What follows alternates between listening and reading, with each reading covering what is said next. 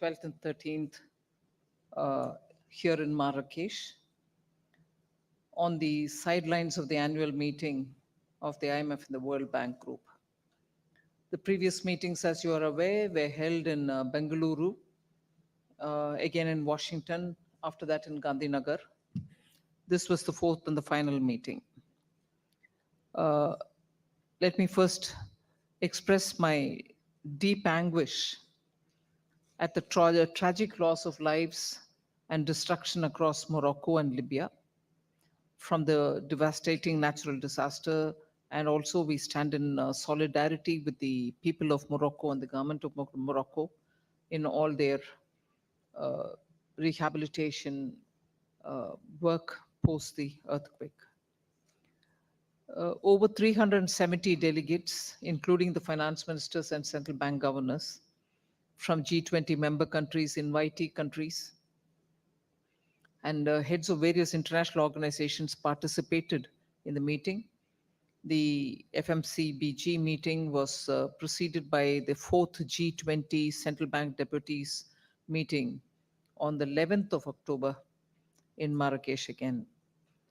Now, during India's presidency year, the G20, particularly the finance track, saw key achievements in several areas, including strengthening the MDBs to address shared global challenges of the 21st century, advancing financial inclusion and productivity gains through digital public infrastructure, crypto assets agenda, managing global debt vulnerability, and also financing cities of tomorrow.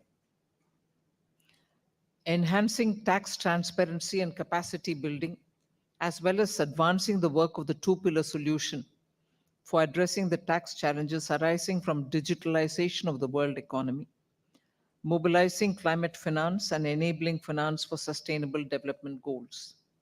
So I would put it that these were the agenda points on which there has been exhaustive discussion among the members. And as guided by the G20 leaders, the members deliberated developed a consensus on the remaining outcomes planned under the Indian presidency during this meeting here in Marrakech. The New Delhi leaders' declaration, unanimously agreed by all the G20 leaders in September, was acknowledged as an important moment for multilateralism, achieved through the efforts of the membership. The Indian G20 presidency invited 4 African countries for the G20 summit and had championed for permanent membership of the African Union in the G20. The meeting was organized in 2 sessions covering global economy and strengthening MDBs and crypto assets. I'm talking about the Marrakech one. Global economy, ministers and governors recognize that the global economy has shown resilience to recent shocks. The members reiterated that the need for well-calibrated monetary, fiscal, and financial, and also structural policies to promote growth, reduce inequalities, and maintain macroeconomic financial stability. On strengthening of MDBs, members discussed the priority of strengthening multilateral development banks to address global challenges of the 21st century, and the report of the G20 Independent Expert Group was also taken up for discussion. The IEG submitted Volume 2 of its report. Volume 1 was already submitted prior to the Gandhinagar, Gujarat meeting in July. So the second volume was submitted. A panel discussion of eminent persons working in this area and the G20 ministers were held prior to the G20 ministerial discussion on the subject of strengthening of MDBs to deliberate on the progress made by the G20 on the agenda of strengthening MDBs and to discuss the recommendations as given by the IEG. Members appreciated the work of the IEG and welcomed the report. Some of the key elements that IEG report have focused upon are 3 main things which I highlight for your benefit. encouraging MDBs to enhance private capital mobilization through supporting enabling conditions, innovative risk sharing instruments, and also new partnerships. Second was to explore options to build MDB's financial capacity, including the option of capital increase if and when needed. And third, encouraging MDBs to work together as a system. So the finance ministers and central bank governors also gave a call for further deliberations on the IEG recommendations to suggest a way forward on the strengthening of MDBs by their meeting in April 2024. Accordingly, India will work with Brazil under its 2024 presidency to progress towards implementation of the IEG recommendation. The other issue on which I would certainly like to highlight some points are on the global debt vulnerabilities, which was exhaustively discussed in each one of the meetings of the finance ministers and the central bank governors. As India has been voicing the concerns and the needs of the global south, managing the global debt vulnerabilities has remained a key agenda throughout the finance track meetings. The G20 this year has made significant headway on the debt agenda, taking forward Prime Minister's very pertinent observation during the G20 Leaders Summit in New Delhi on the need to address the debt crisis faced by vulnerable countries with sensitivity. These were paraphrased words of Prime Minister Modi in the leaders' meet. Members deliberated on these issues and re-emphasized the importance of addressing debt vulnerabilities in low and middle income countries. Progress was made on country cases during this year. Members appreciated the work of the G20 International Financial Architecture Working Group, particularly on the debt agenda. A new mechanism for discussion on this issue in the form of Global Sovereign Debt Roundtable was started with the first G20 Finance Ministers Central Bank Governors meet under India's presidency earlier this year. The second ministerial meeting of the GSDR was held prior to the fourth G20 FMCG meetings, and a progress report was also issued by its co-chairs. Advancing financial inclusion is one other topic on which there was considerable interest. And on that, particularly India having successfully demonstrated the success and the potential of the DPI in achieving developmental goals, bringing efficiency gains, and last mile service delivery and smooth governance was of interest to a lot of ministers. Uh, Also, the G20 membership appreciated Indian presidency's efforts in pioneering this agenda of the digital public infrastructure and leaving a strong legacy in embedding the DPI concept in the G20 financial inclusion agenda. Ministers and governors welcomed the report on the SME best practices and innovative instruments to overcome common constraints in SME financing.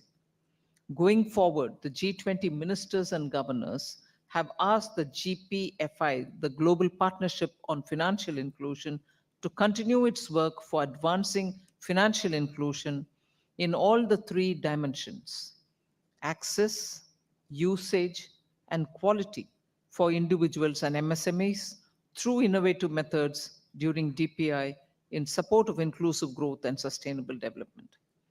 So the formulated action, which is the action-oriented new G20 FIAP, Financial Inclusion Action Program 2023, under India's G20 presidency will be implemented from 2024 till 2026, with India assuming the co-chairship of the Global Partnership for Financial Inclusion for 3 years, from 24 to 26. So the co-chairship will run parallel to the action plan itself.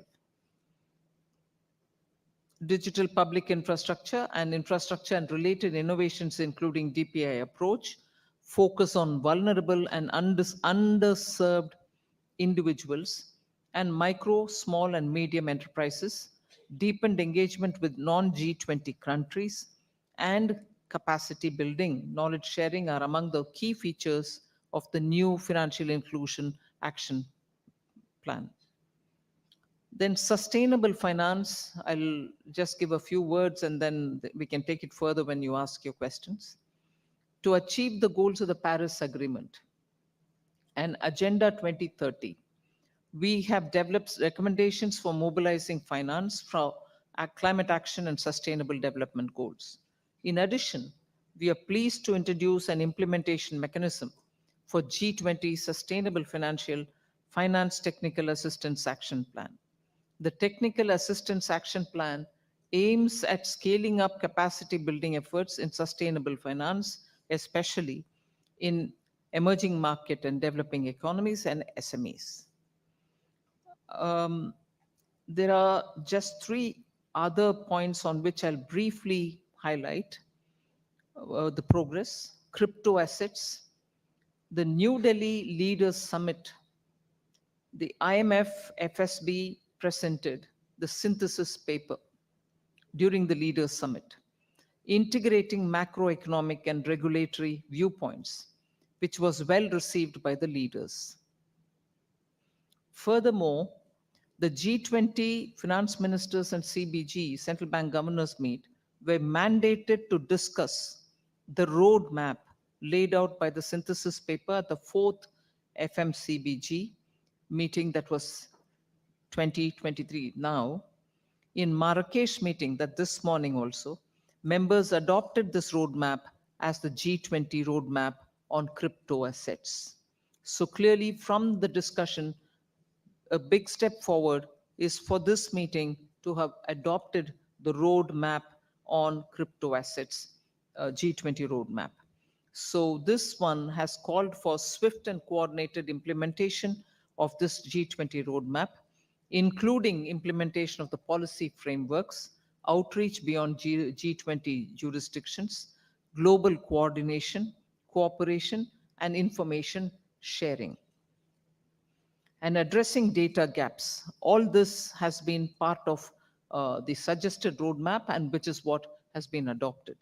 Going forward, regular updates on the roadmap's progress will be provided by the IMF and the FSB in our meetings. Regulatory space also has a lot of action, but I'm not elaborating on that now. On inclusive cities, I had said about cities of tomorrow, a lot of action has happened.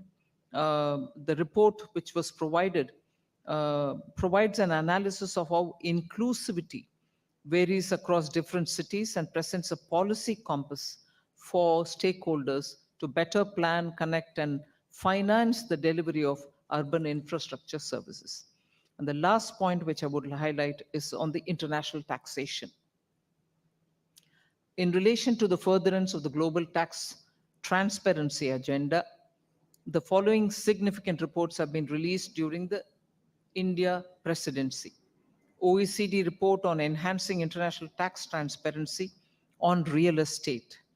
Global Forum report on facilitating the use of tax treaty exchanged information for non-tax purposes. These are major milestones for tax exchange of non-financial data and use of exchanged tax information for non-tax purposes. The G20 has asked the Global Forum to identify an appropriate and coordinated timeline to commence exchanges by relevant jurisdictions under the crypto asset reporting framework. Considering the aspirations of a significant number of jurisdictions, it has been decided that the CARF, the crypto asset reporting framework, exchanges to start by 2027 by these jurisdictions. To establish this process, the CARF group has been formed in September 2023. So the ministers and governors expressed their commitments to take forward the actions mandated by the G20 leaders in the New Delhi Leaders Declaration. The presidency will be passed on to Brazil at the end of 1 year of the Indian presidency, which is what has happened now. the FMCBG looked forward to continuing work on enhanced global economic cooperation and to enhance it further to achieve strong, sustainable, balanced, and inclusive growth. Thank you. Thank you, ma'am. Now we open the floor up for questions. Ma'am, in front.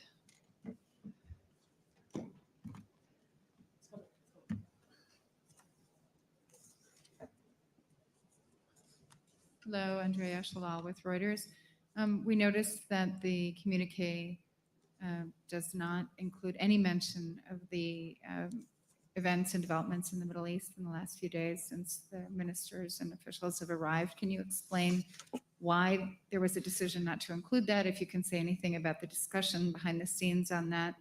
It seems that many of your colleagues here have expressed concern that the Israeli-Hamas conflict could lead to economic consequences. It seems rather surprising that you didn't include that. And then I wanted to ask you a separate, unrelated question, which has to do with the credit ratings agencies' discussions with the MDBs. Can you say a little bit more about that and what you hope to get out of that? Thank you.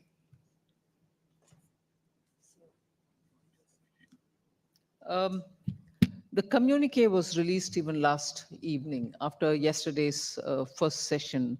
They went to very many discussions on the conflict, and therefore it didn't find a place in the communique.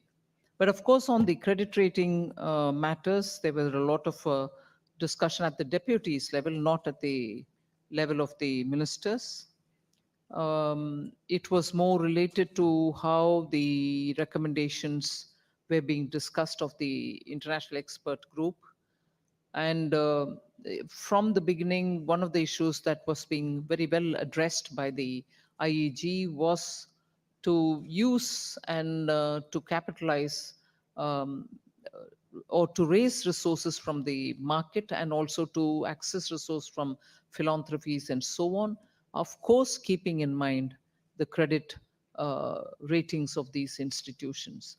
These institutions have served a long period, and the reforms will keep in mind the credit rating, which is so very important for them. So that is where the discussion is. Yes, please.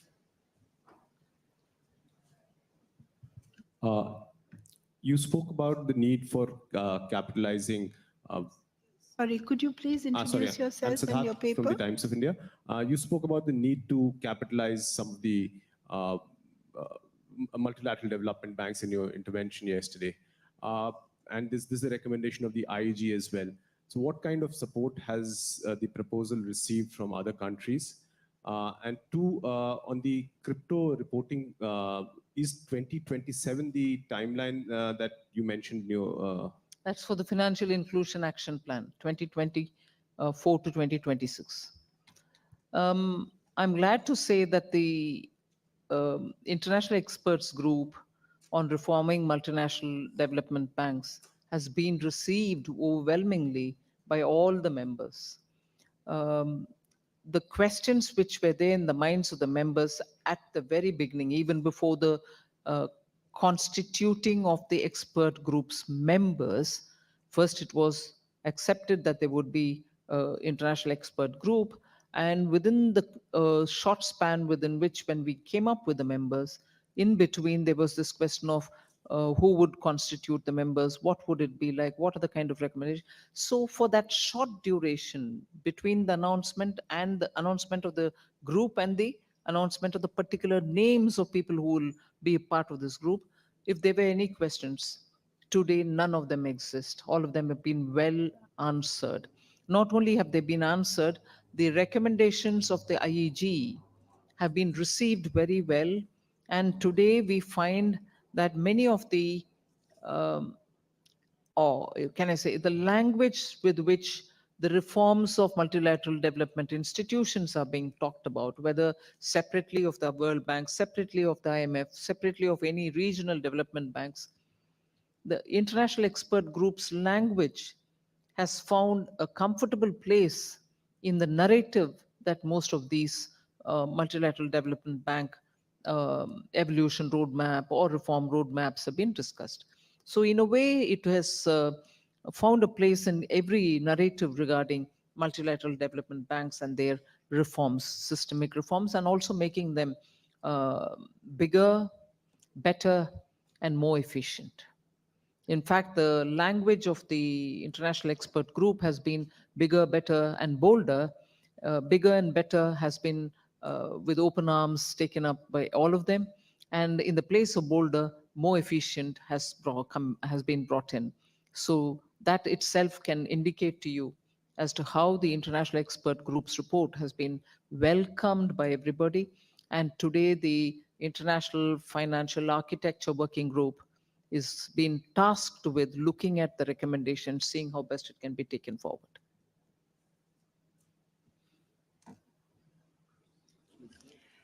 A gentleman at the back, please. Just a minute. Gentleman at the back, please. Thank you. Thank you. This is Zulfiq Farzan from News First, MTV-MBC, Sri Lanka. My question is to the Minister. There is concern over the G20 common framework on debt restructuring. Concerns are growing that the progress is too slow. So for countries like Sri Lanka that are struggling with debt, what kind of measures are in place to ensure expeditious debt restructuring? And also, is there any discussion for a regional bloc to be formed or any sort of consensus on a regional level to address the issues in low-income countries like Sri Lanka and others? Thank you. Couple of things for clarity's sake. Sri Lanka, when it went into the difficulty, I assume, a Sri Lankan. So sorry if I'm saying things to you about your country. Was a middle income country. COVID and many things else afterwards, it became a low, probably. It's on the verge of becoming a low income. And the crisis which came to Sri Lanka could not be addressed by the common framework because it was a middle income country. It couldn't qualify to be addressed in the common framework. So it was outside of the common framework. And I think compared to many others, the speed with which Sri Lanka is getting its resolution through the IMF is very good, in fact, speedy compared to many others who are under the common framework. I'm not passing a judgment on the common framework versus others, but in general, there is today in IMF and very many other institutions a realization that it has to be speedier. And Sri Lanka's resolution is happening speedier.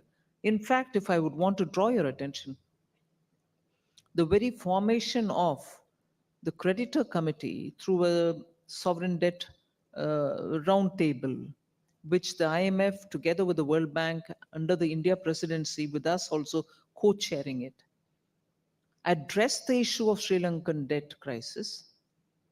And today, that probably will stand as a template for any other country in the future. So it is moving, I would think, per the formula and speedily. It can be speedier, is a different story, but the fact is, it is much speedier handled now.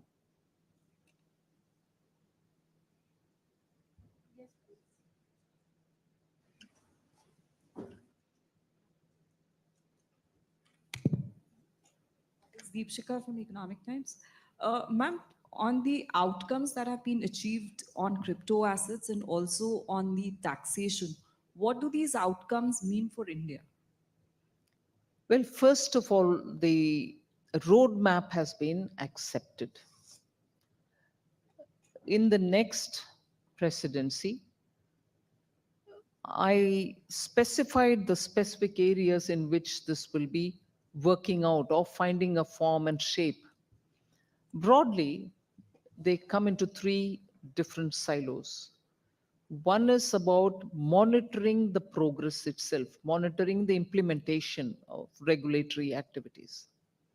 Second is looking at the cross-border related and information sharing related activities. And the third would be looking at how various countries and their, just hold on for a minute. Third will be looking at how beyond the G20 membership to the other jurisdictions, and in a way, those who are part of the FSB also know the kind of discussions which have happened in the FSB prior to us taking this synthesis paper from them. So taking this decision of the G20 roadmap to those jurisdictions which are beyond G20 and also probably even beyond the FSB membership will be a top priority. And given the understanding that globally now all of us are on the same page about the way in which regulations can happen, country and their specific legislative arrangements will also have to be worked out. So it will be at the same time working across countries, between countries in a macro sense, and also coming down to the level of individual countries and their own measures that they would want to take.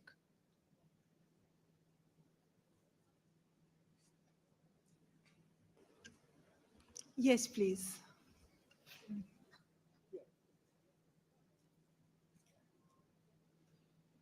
Thank you, Madam. I'm Thierry Augier from Latin Finance. I have a question on this issue of debt vulnerability, especially in this complicated international context where we should have probably interest rates higher for longer.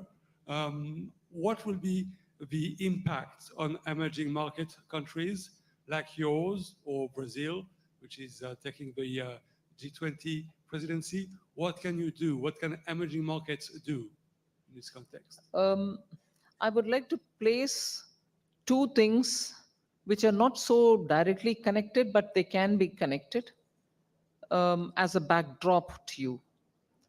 One, if there is growth, and if growth is happening significantly, it is in these emerging markets. And that is why I think the popular belief is, backed by data, is that the emerging markets and developing economies are the ones who are going to be the engine of growth for the world, where, on the other hand, you have interest rates being high for now for some time and long as it is being foreseen. Because of that, there can be impact on the investment flows between countries. However, because the sustained growth momentum is seen in the emerging markets, the investment flows are not going to be influenced only by interest rates remaining high and confine themselves to those locales where it is high. So I find that there is going to be a very clear signal towards growth, momentum towards growth, wanting growth to push and spread as a positive contagion to all other terrains. And that will be one of the impacts which most of us are recognizing. However, the recent crisis in the Middle East and the concerns about fuel back again are worries which many countries do hold, and they expressed as well. So the concerns and uncertainties are about the peace um, as a positive factor, fuel concerns affecting the food security aspects, and therefore the inflation to that end, and the fragmentation of supply chains. That these were the three concerns thinking about the near future. Yes, please. The gentleman at the back there. Good afternoon, ma'am. Vishnu Shom from NDTV. Ma'am, on the sidelines of the G20 meet in Delhi, there was a great deal of optimism about a Middle Eastern economic corridor, several countries potentially being involved, certainly India. In light of the situation now in West Asia and the rather strident remarks made by Qatar and Saudi Arabia, are you less optimistic about this project taking off?